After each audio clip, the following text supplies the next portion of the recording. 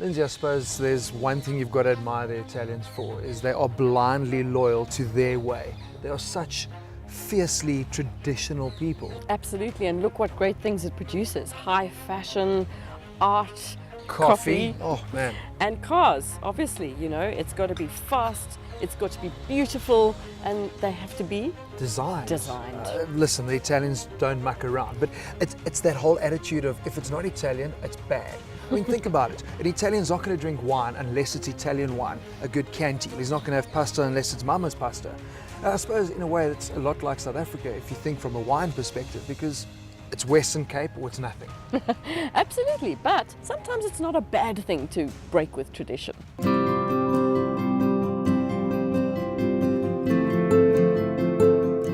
winemaker in the heart of Johannesburg. What a bizarre concept. But Kath, the Jericaris, is that correct? Yes, yes. Did I do that? Yes, you did. Family winery is new. Please tell me there is some science involved other than just the fact that you love wine. Yeah, I think it's 50-50. It's a passion and a bit of science and a lot of art involved. I studied for a year at university and definitely half-half art and science. Even though this is a new way of doing wines in terms of being in Johannesburg, the whole process still remains very traditional. Without a good quality grape from the right terroir, you're not going to be able to make good wine. Yeah. So that's highly critical. I imagine consumers are moving away from big established brands and want something rather niche, unique, exclusive. Yeah, we bring the grapes up from the Swartland and we concentrate just on Chenin Blanc and Shiraz. By far the majority of the focus is on the vineyards and getting the right quality grape.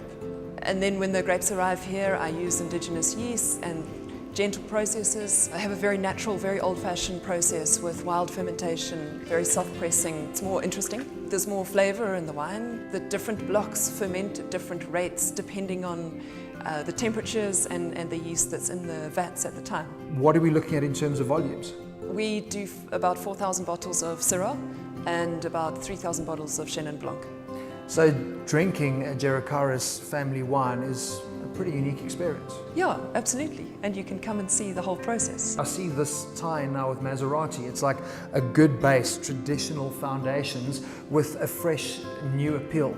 I'd love to be tasting the wine, but unfortunately, Kath, this is a motoring show and we don't drink and drive. It might be strange to find a winery in Johannesburg, but it's also a little bit odd to find Cape Dutch architecture in Pretoria. Yeah, River Meadows is a beautiful space, but I suppose it's about catering to what people need. And want. They want, yeah, exactly. And I suppose that's what's happened now with the cars. I mean, the Italians have finally realized that SUVs aren't going away and they need to be a part of it. And Maserati has led the charge, followed by Alfa with a Stelvio, Urus from Lamborghini launching soon, and apparently Ferrari is busy working on their SUV. So they were late, but they're finally here. Yeah, so let's see if Maserati's managed to retain all that heritage and Italianness while still breaking with tradition.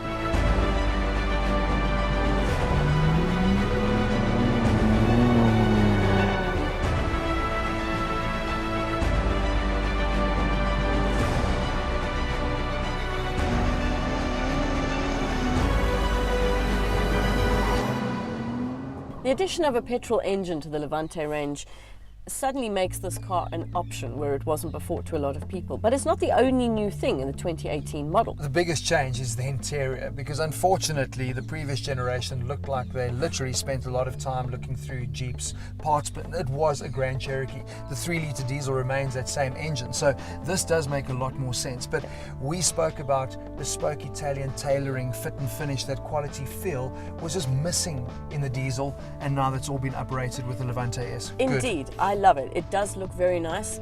They've gone from the Jeep bin into the Alfa bin. Not a bad thing. That is an improvement. Yes, it's perhaps not what a Maserati owner would be used to, but I still think it's very luxurious and I love this interior. We're in the Grand Sport trim level, which means we get the carbon fiber trim. We've got beautiful, in this car, red leather, which is, it's lovely.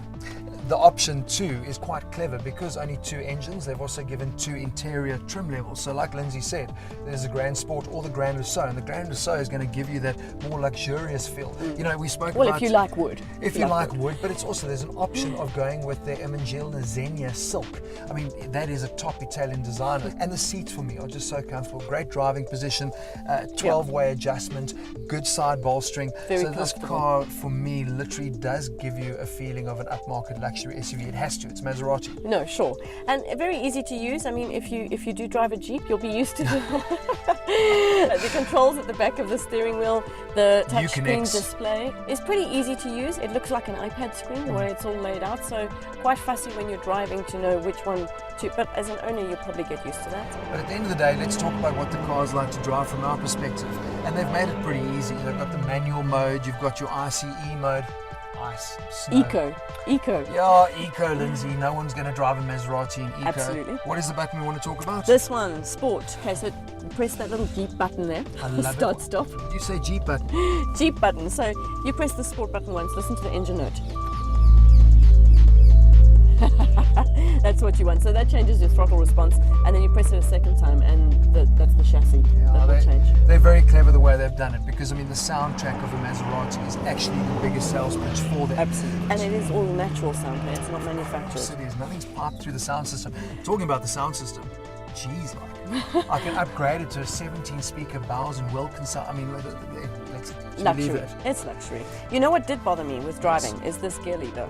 Quite hard to put into what. Exactly. It's not so easy to find. You have to shift it a few times to get, and I think it'd be quite easy to accidentally reverse your car. So I think what you want to do is put it into drive and then flip it into manual and actually just engage Use the pedals. with the pedals. That ZF box is flipping incredible. You know, they've got the air suspension with 6 different modes. Yep. They've got their Skyhook technology where they're adjusting the dampers on each wheel. Yep. But for me, having a limited slip diff mechanical, which apparently is the only car in its class that does that, really gives that dynamic feel to the Maserati when in sport mode.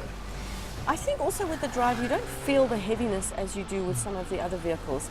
For me, the body shape of this car, it looks very much like an Infiniti, but it also is very much like a wagon on stilts. It looks quite compact from the outside. Are we talking styling now? Yeah. Actually, we'll just give you a moment to take it all in.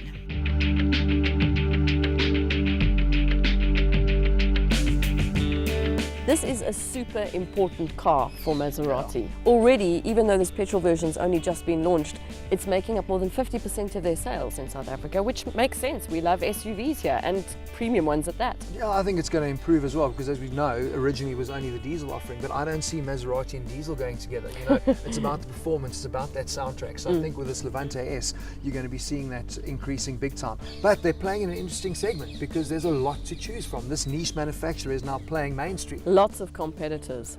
Alfa Stelvio, BMW is there, Merc is there. Yeah, I mean, if you consider that for similar performance, you can get a Porsche Cayenne GTS for 1.3 million compared to 2 million, suddenly this is just a very brand loyal traditionalist choice. And to be fair, there's a lot of personalizing my ride with the Levante, so that price tag is going to go up by quite a bit. So I think the question is this the best SUV premium that you're going to buy in the segment? No. I don't think so. I mean, literally, the Stelvio is a lot cheaper and it's the same car. They don't want to tell you that, but I mean, even the all-wheel drive system's got the same name. They say it's on a different platform. But this does have a Maserati badge. I mean, more importantly, how do you put a value to that Maserati badge? And Lindsay, I do agree with you. I think there are better cars that you can buy, but for somebody that is looking for something different and you're blindly traditional, then buy the Maserati.